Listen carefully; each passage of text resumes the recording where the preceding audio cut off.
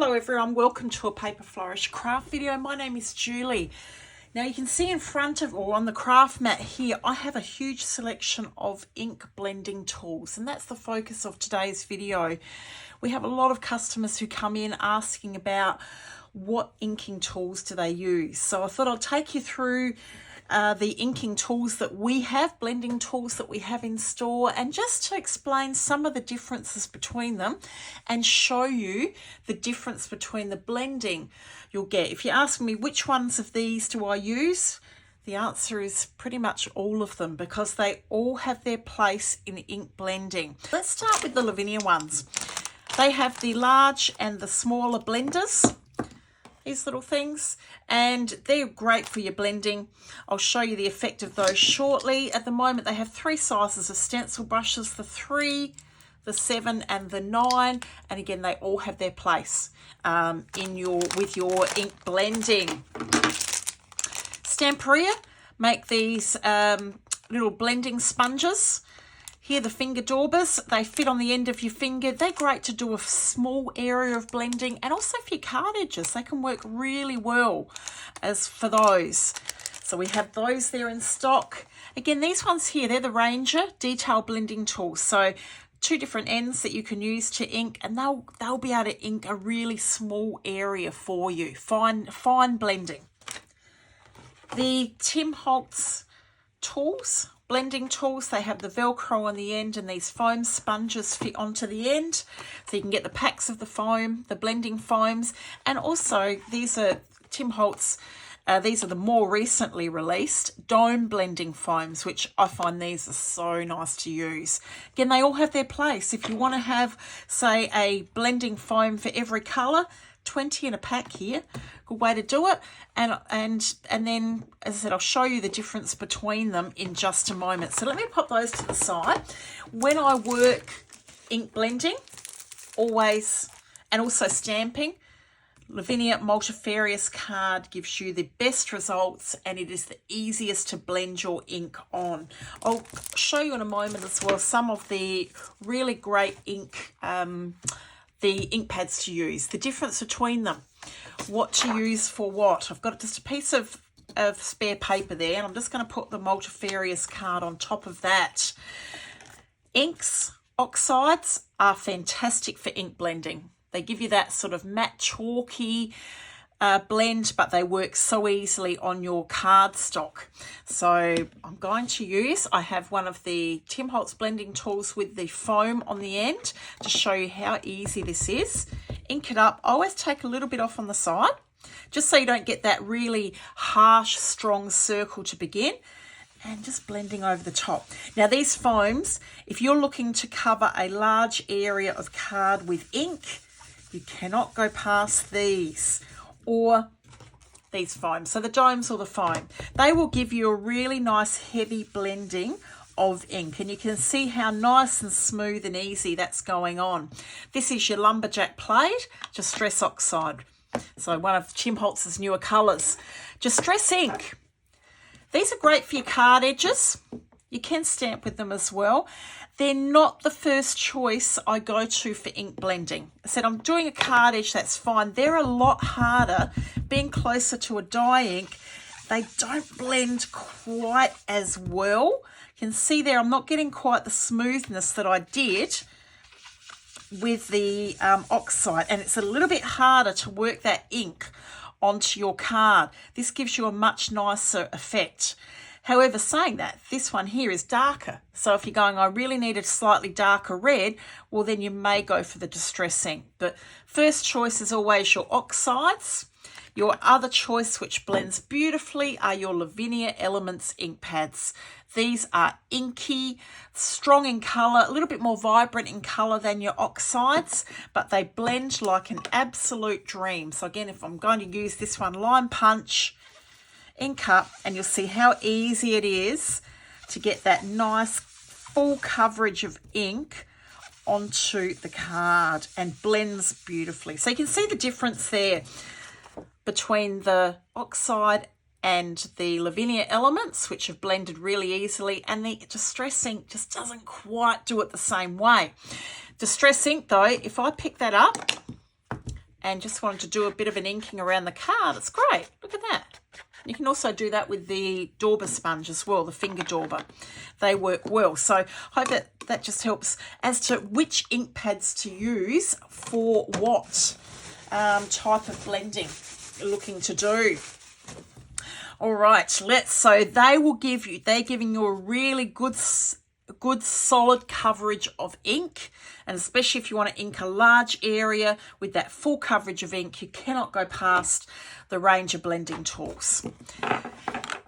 Now, Lavinia Stencil Brushes, love these things.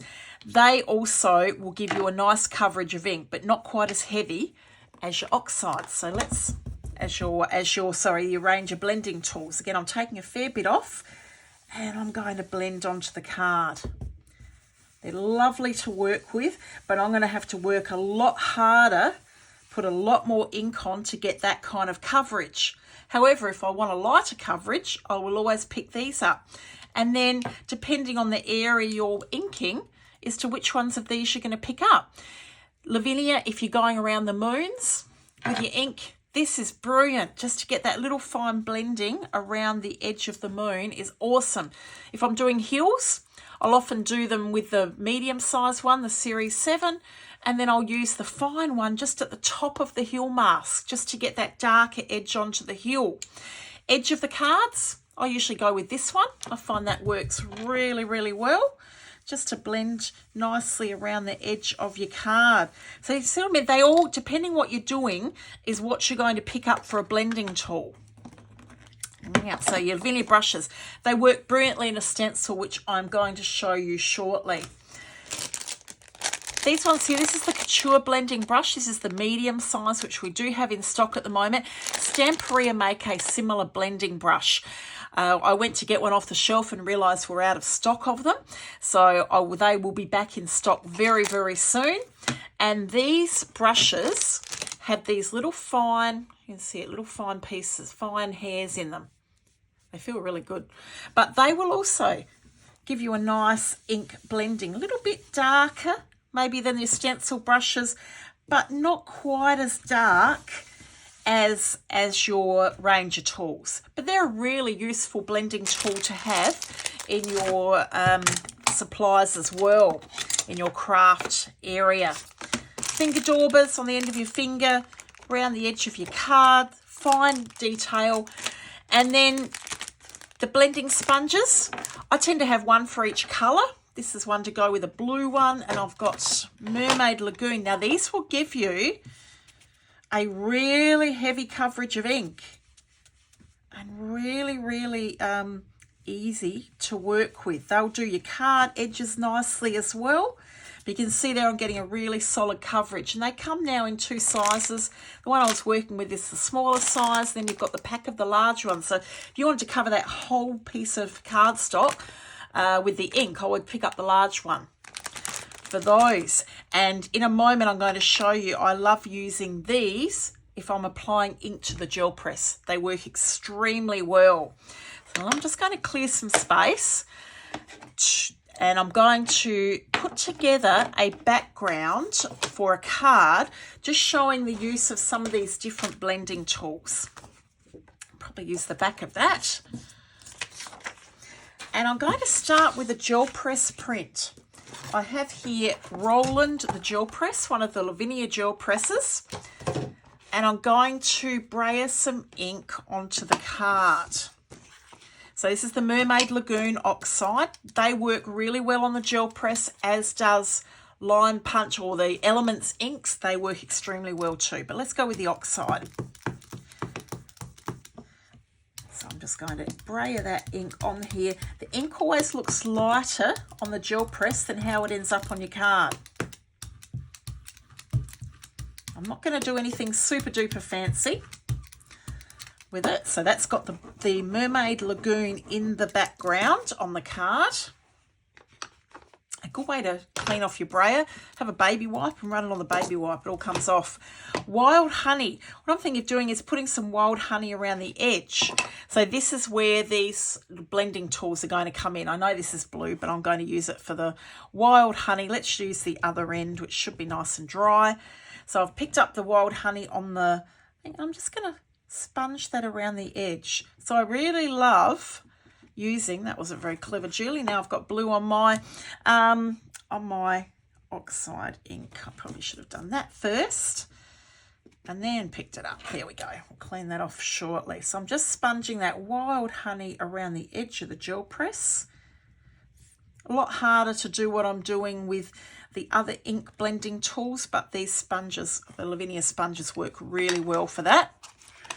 And the last thing I'm going to do before I take my print, Lavinia Fan Brush, here it is, a little bit of water. This always makes life interesting. Splatter a little bit of water onto the gel press. That'll get the ink all moving around. I have my gel press on the Lavinia acrylic board. This is the large one. And the reason why I do that is I'm going to aim to get this right in the center of the card. Placing it down, you can see straight away the areas that are light haven't printed. So you can press, make all the magic happen. It comes to life underneath your fingers. Once it's all gone dark, you know it's all printed. Just take that away. And there's the gel press print. So I've been able to get that border of colour around the edge using those Lavinia sponges. So that's a really great way to use those. That looks pretty cool, doesn't it? So a nice gel press print, quick dry with the heat tool. If I wanted to add a solid amount of colour around the edge, I could get my dome and blend around. But what I'm going to do instead is I have one of the gorgeous new Lavinia stencils here. Isn't that beautiful? And this is called Ornate. I'm going to place that over the card. It's a nice big stencil, so it fits. This is actually, I think, a 7x7 piece of cardstock I've got here, and it's fitted over the top really well. Let's start with Mermaid. A little bit of Mermaid. So I'm going to go with my big brush, big stencil brush. I think I've got a blue one here. Here it is.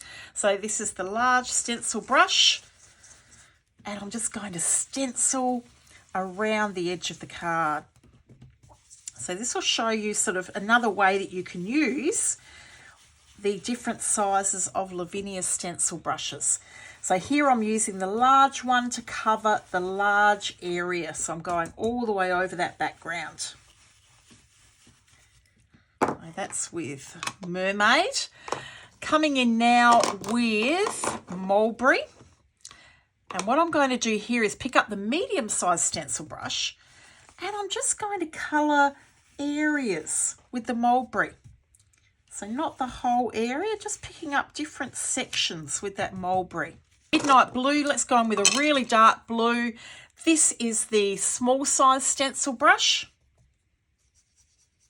Take it off, and I'm just going to colour small sections with that Midnight Blue. Are you excited to see the result? You ready? The big reveal. So using those 3 different sizes of stencil brushes, we've got the blue, the Mermaid all the way over, the Mulberry, picking up certain patches, and then I've been able to just add those little highlights with the small stencil brush. So I hope that's given you a bit of an idea of what blenders to use for your project. And thank you very much for watching. I would go ahead and stamp this. I would grab one of my VersaFine Clear ink pads, which are your best ink pad for stamping. Pigment ink, unless it's mixed media, then you want to go for an archival ink. There's your black, your Nocturne. So I would stamp a lovely image in there with one of those colours, maybe a sentiment on it, and it's all ready to go. Thank you so much for watching. Have a great day, and I look forward to seeing you in store soon at Paper Flourish. Thank you. Bye.